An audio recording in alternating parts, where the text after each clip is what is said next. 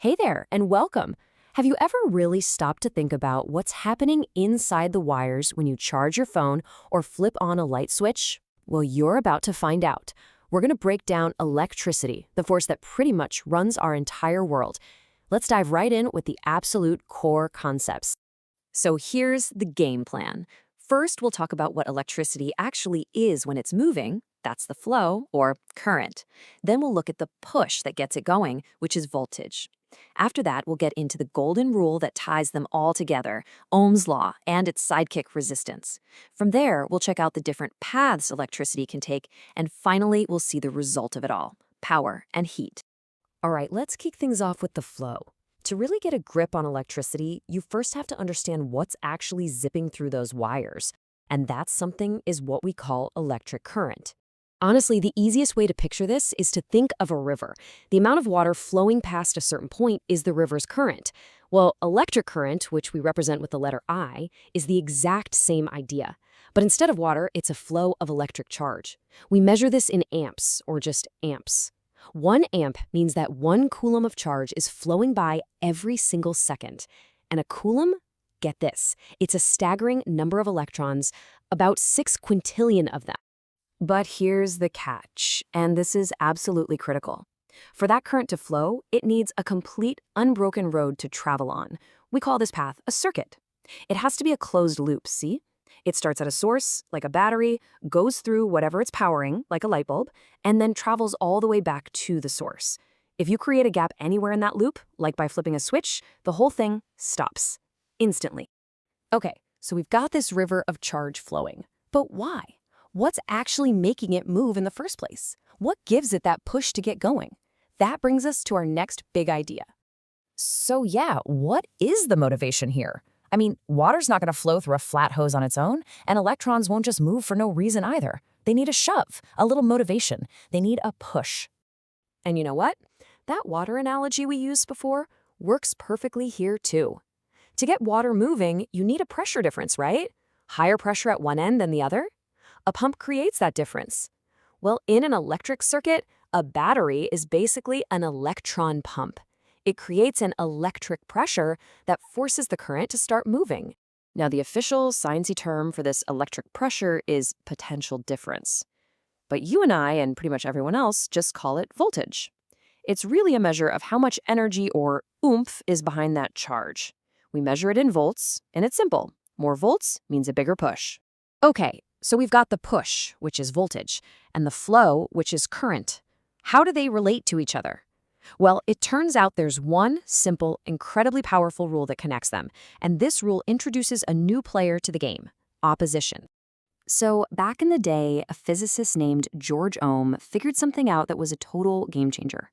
He discovered that if you increase the electrical push, the voltage, the flow of current goes up by the exact same amount.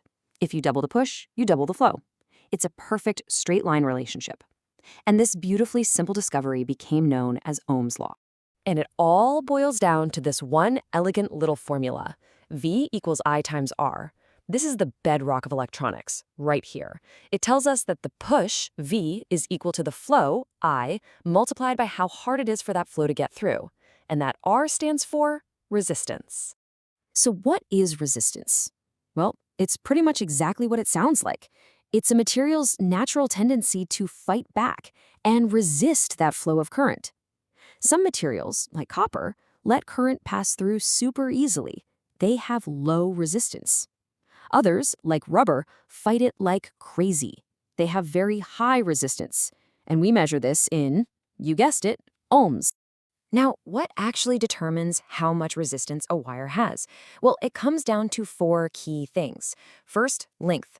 A longer wire has more resistance. Second is the thickness, or area.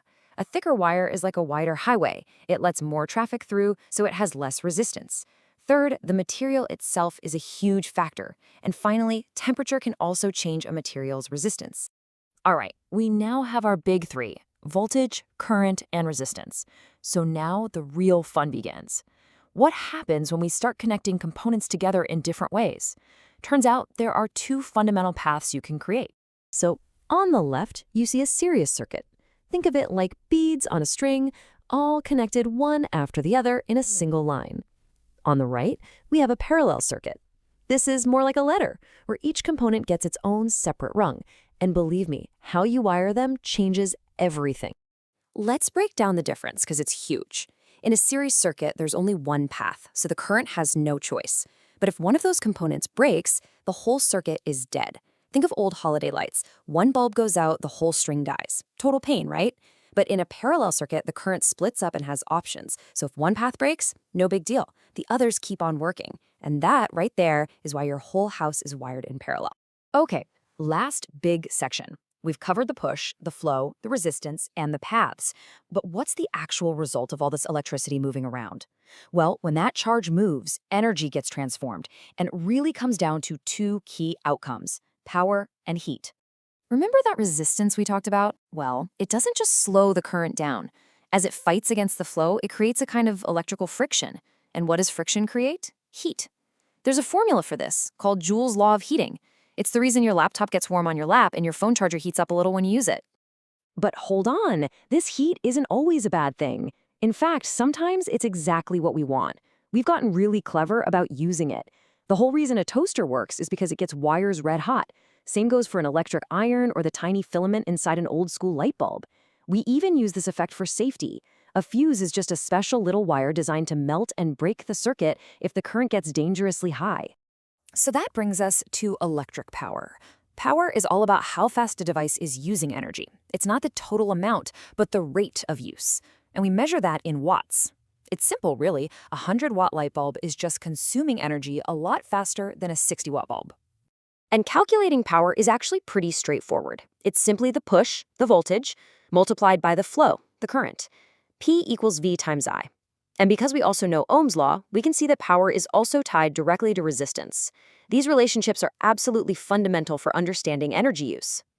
Now, when you get your electricity bill, it's not going to list a crazy long number of joules. That would be nuts. Instead, the company bills you in a much bigger, more convenient package called the kilowatt hour. One single kilowatt hour, which is the unit on your bill, is equivalent to a massive 3.6 million joules of energy. And all of this leaves us with one final thought. We've seen that resistance can be incredibly useful. It toasts our bread and lights up our rooms, but at the same time, it's a source of wasted energy, turning valuable electricity into unwanted heat in our computers and chargers. So the big question moving forward is, how will we manage that fundamental trade-off? How do we design the tech of the future to get the useful work we want while minimizing the energy that's inevitably lost?